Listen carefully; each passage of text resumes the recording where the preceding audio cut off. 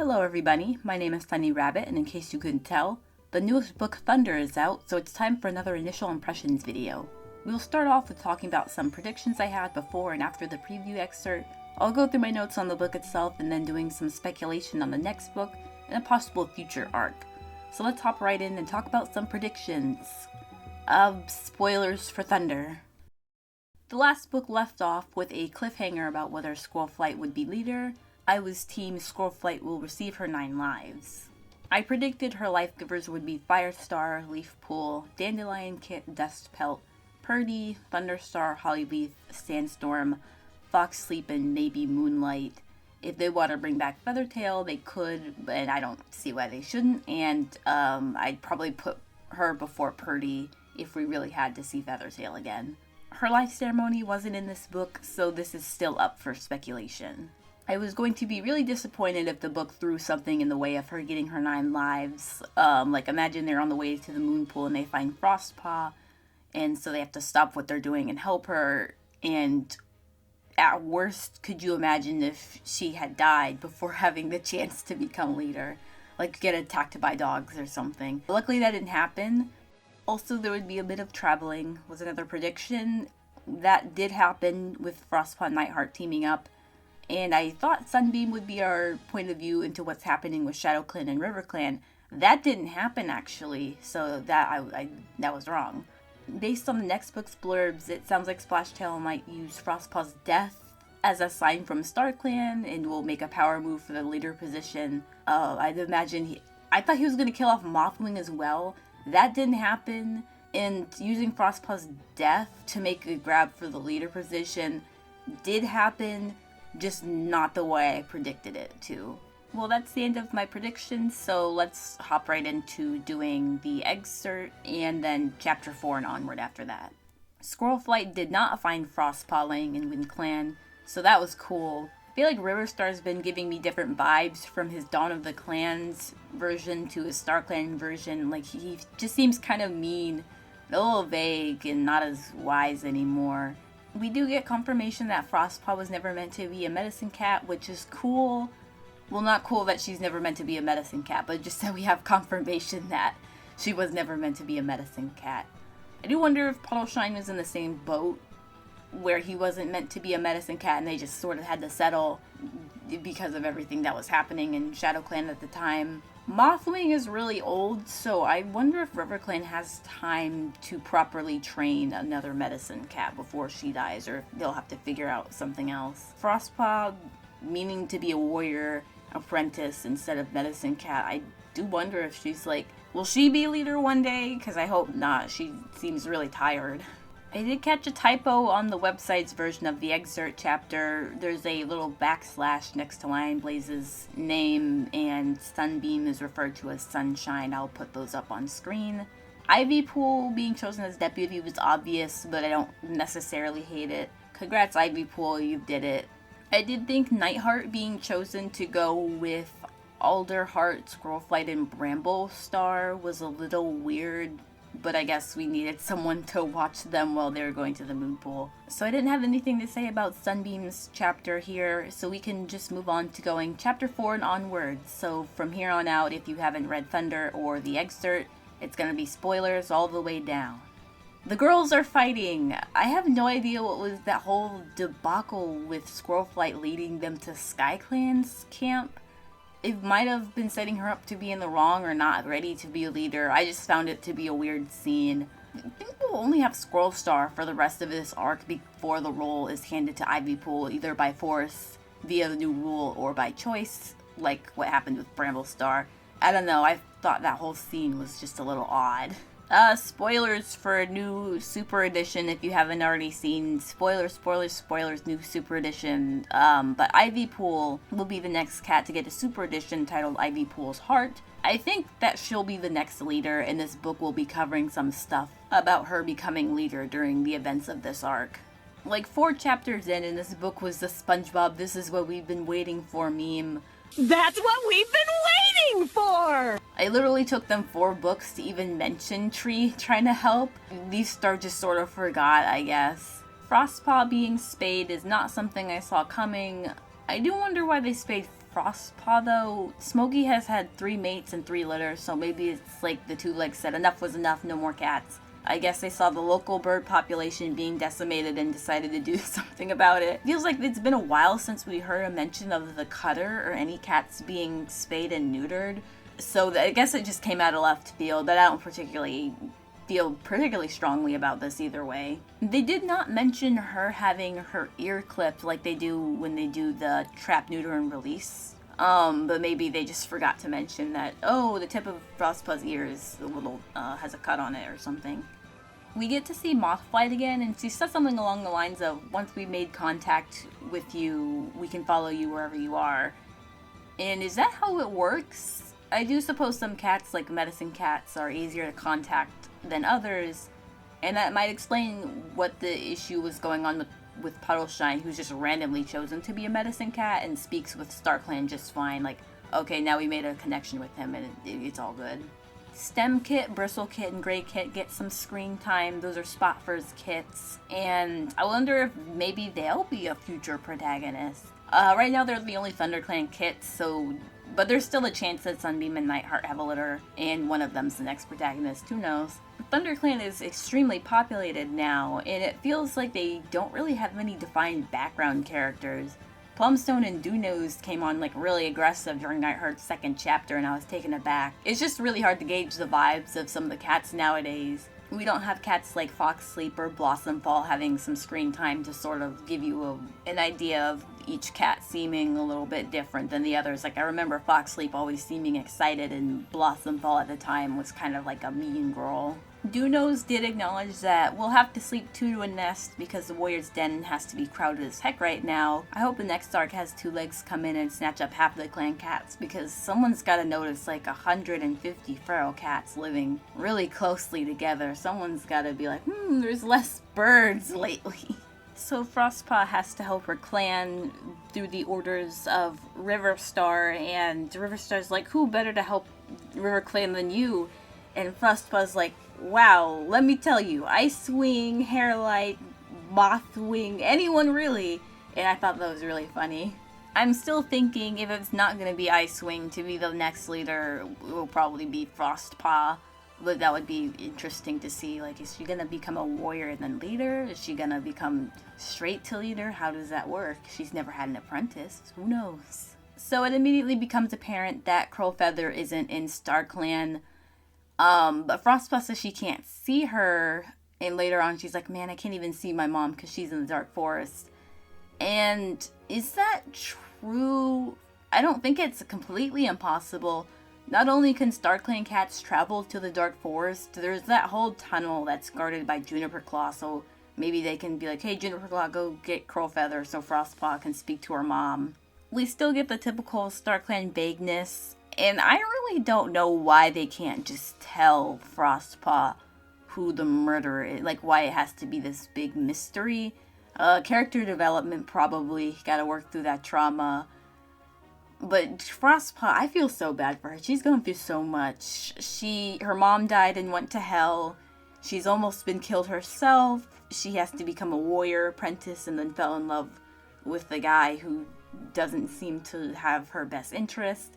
Like, just someone be like, okay, we gotta tell Frostpaw what the heck is going on. It just seems a bit mean to not to at this point. I just feel like there should be a good reason to not just tell Frostpaw, but like any trusted medicine cat. Like, just tell Whistlepaw, and at this point, just someone do something. Like, after everything that happened with Ashfur, they're still doing this like half answer, but not really vagueness, and oh, I can't even imagine the frustration Frostpaw's feeling right now.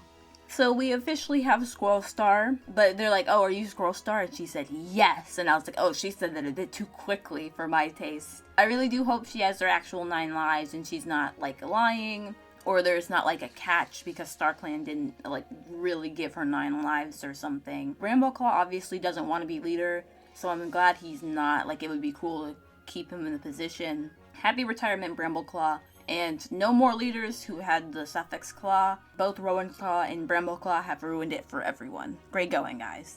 I feel like Nightheart has just been an awful boyfriend. Like, Sunbeam is being dragged along with his antics. At first he stumbled into ShadowClan thinking she'd be okay with it, Then he leaves Shadow Clan after completing 2 of the 3 tasks, leaving her to join him in Thunder Clan, and now having to do her own 3 tasks.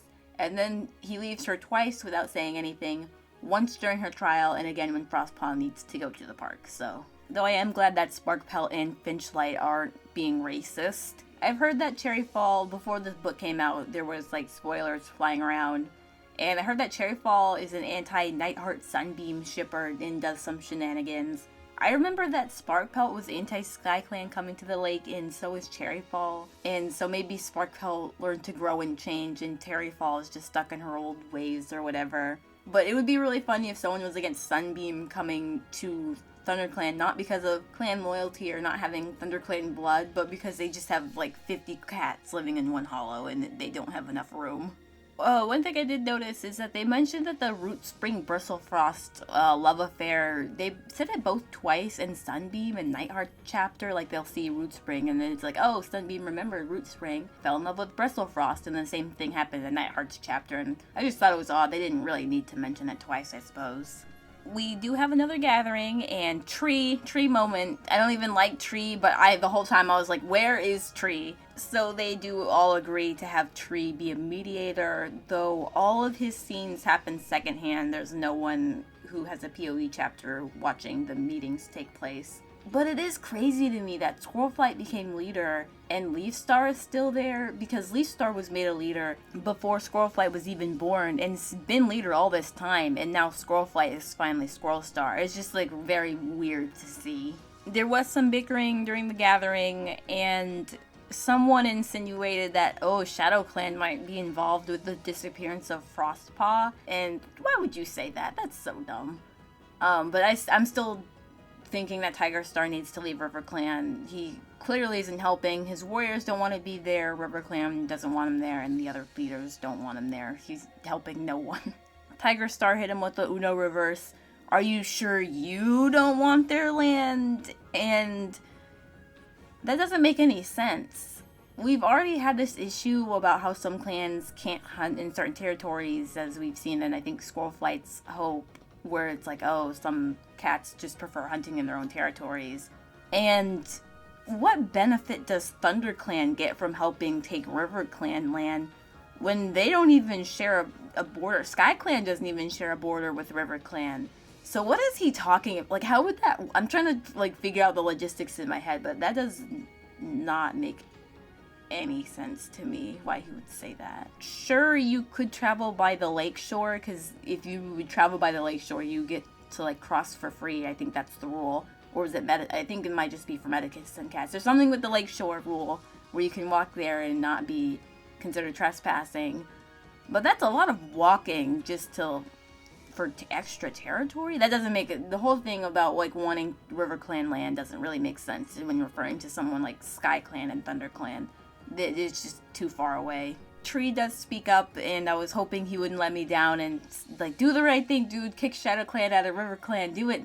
And I found myself, like, unironically agreeing with Splashtail about Tree watching the situation escalate for moons and not doing anything about it. And that was, like, a weird position to hold, that me and Splashtail sort of agree.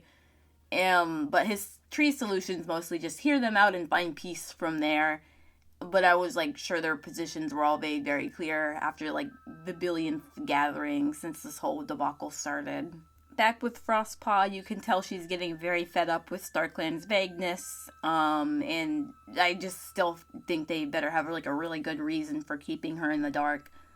And I keep forgetting that Nightheart and Sunbeam are officially mates. Like, in this book, they refer to each other as mates back and forth several times.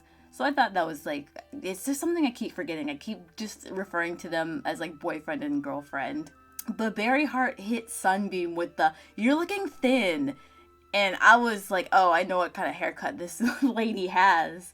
That's crazy. Why would you say that to your own daughter? So I skipped a lot of my notes about the traveling. The biggest events that happened was Nightheart got bit by an otter, and he fell into, like, those plastic pool covers, but he's not, like, badly hurt or anything. It just, his leg hurts a little bit.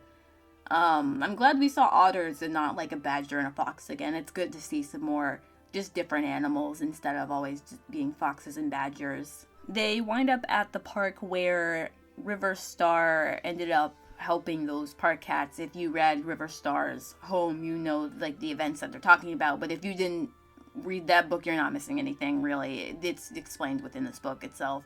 Basically, Frostpaw's tasked with getting therapy because she needs to learn to trust others and herself, so she learns to meditate, but that doesn't work. So she starts having fun, and my only real complaint outside of the book having some like funny plot stuff is how Frostpaw's meditation revelations TM are handled. It's like the pacing was off. In one scene she's playing, and immediately next scene she's like opening her eyes and she's like, I know who killed me. And I just felt like it was a clumsy transition. They've done good transitions in this book, like Frostpaw's second chapter, with her falling asleep from the needle prick from the two-leg, works with Nightheart waking up when he's at the moon pool with Squirrel Flight and Bramblestar. I thought that was a fantastic transition from like one event to another event. So it just seems really clumsy. It's like one scene, Frostpaw's playing Catch the Shell, and then the next scene she's having this big revelation that Splashtail was the one that killed her. Those two scenes just felt too disjointed, and I think it just hurt the overall flow of the story, going from like, oh, it's a week later and she's got the meditation thing already down. I am really glad that this book has like therapy in it. It also really liked the messaging. Frostpaw blames herself, but Nightheart has to explain to her that she didn't do anything wrong to be taken advantage of, and she shouldn't blame herself for someone else manipulating her for something that she didn't really know or wasn't aware of. Her whole arc this book is basically learning to trust cats again, and like how pushing away the scary memories instead of tackling them and healing wasn't really all that healthy. And I think that just the messaging came through really loud and clear, and I really appreciated that. I still don't think I'm a big Nightheart fan, and it stinks because I love his personality, and he really shines through when he's just not in ThunderClan. But when he's not in ThunderClan, he's thinking about Sunbeam all the time. I do like him being a friend of Frostpaw, that was nice, but I wish I didn't feel like his arc with being a Firestar descendant wasn't solved like 2 books in, because I just sort of feel like he's got nothing else to do. It's good seeing him be a cat, though, free of expectations of others. That's a good development for him. Sunbeam learning to stick up for herself is neat. She clearly enjoys being in ThunderClan, and everyone's, like, really nice to her, except for Cherryfall. I think we need, like, a Warriors behaving badly account on Twitter that lists dumb stuff like Cherryfall being slightly mean to Sunbeam. And was Cherryfall always like this? I haven't read Doubling Silence, but I heard that she did do something with, like, trying to get the Dark Forest trainees to like get scared by a fox in a trap or something, but I don't remember her being like wanting to actively sabotage someone like Sunbeam. I guess I don't really know her character all that well, so it could be completely in line and I just like missed a book or two. 18 chapters in, I have them on my notes. I'm really thoroughly enjoying this book, easily an 8 out of 10. There's also a cat named Waffle, and he has a tragic backstory where he's one of those, I'm not sure if you've ever seen the Tom and Jerry episode where, like, all the cats are going to heaven, and then these, like, little kittens are, like, hopping out of, like, this wet bag, and that's Waffle's backstory, except he didn't die. Like, that was so weird. It's like, oh, yeah, that's Waffle. Someone tried to kill him when he was a kitten, and he's just fine now. That's, like, wow. Frostpaw is like, she's so wise now. She's so wise. She's like, cats can only thrive off the help and support of others. Yes, queen. I'm so ready for a new era of warrior cats where everyone is just nice to each other. So we did get confirmation that Splashtail was being a sussy baka the whole time. He was the one who tried to kill her, and he's always been really close to Frostpaw in this story in particular, so it's kind of a given. I suppose he's just really ambitious since he's only like 1 or like almost 2 years old, so I don't know why he's going all out on this plan. He's never had an apprentice, so he's not eligible to be a deputy, let alone leader, so I don't know what's going on with him. He's like a mystery so far. He'll probably have some like big speech in book 6 about, oh, I got all of my tips from Ashfur. I was secretly And Ashfur support her the whole time. I'm his apprentice. Splash tail fur. Ooh. Curlfeather being on Team Murder was cool. I feel like her inclusion was more surprising considering how early into this arc she died, especially after killing Reed Whisker. She was definitely, like, suspicious given how she was involved, but was never really made entirely clear what she did up until this point. We see a memory of Splashtail and Curlfeather working together and, like, conspiring to kill Reed Whisker, and Splashtail's a little suspicious, like, oh, what if Frostpaw doesn't believe it? Curlfeather's like, Frostpaw will always believe it.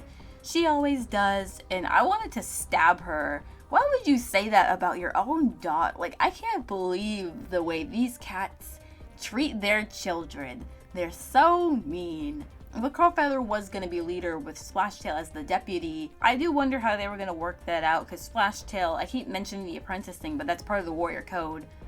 Brambleclaw did become deputy before having an apprentice, but he was promised to have Berry Kit, so I wonder if they were going to do the same thing, like, oh, the next kits that are born, one of them will go to Splashtail. So far, we only know of Splashtail and Curlfeather working together, but I think there's speculation that Duskfur might be involved because she's Curlfeather's mother.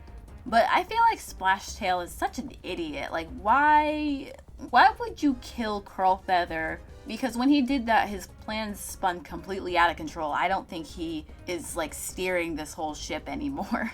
Riverstar does say that Curlfeather did wind up in the Dark Forest and that she knew that she was probably going to wind up there doing this whole plan. And that's going to be such an awkward conversation when Splashtail ends up there, too.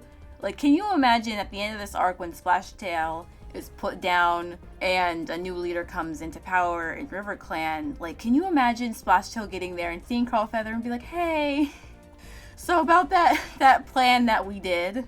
Haven Pelt of River Clan is said to be having another litter, so they want to get all the stuff with Shadow Clan resolved soon. And that's such bad timing.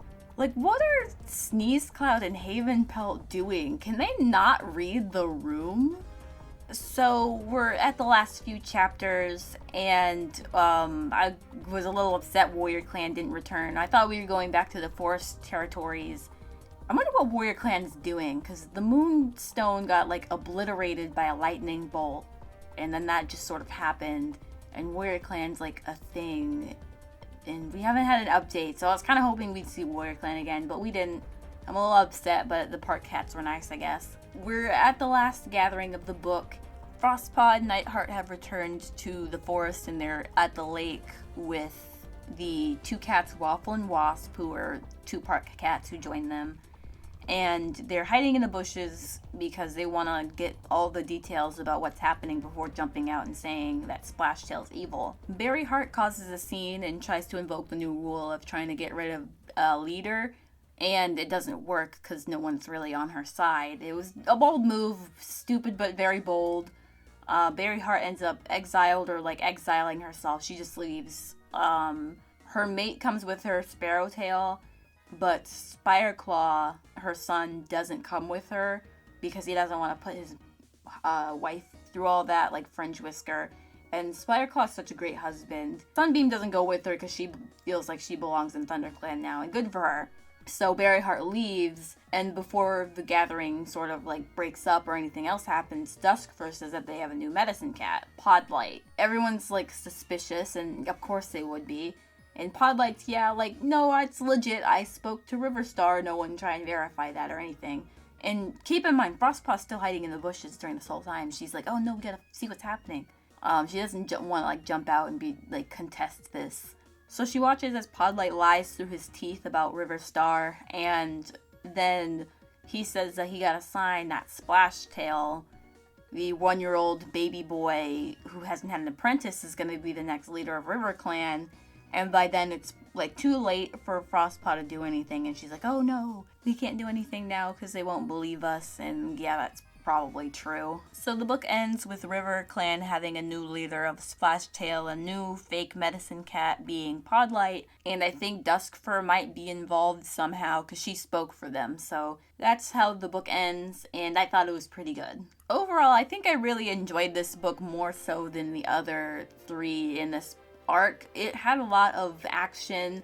I felt like the characters did a lot more, had some development, and having Sunbeam and Nightheart not being tied together allowed them to grow and spread their wings.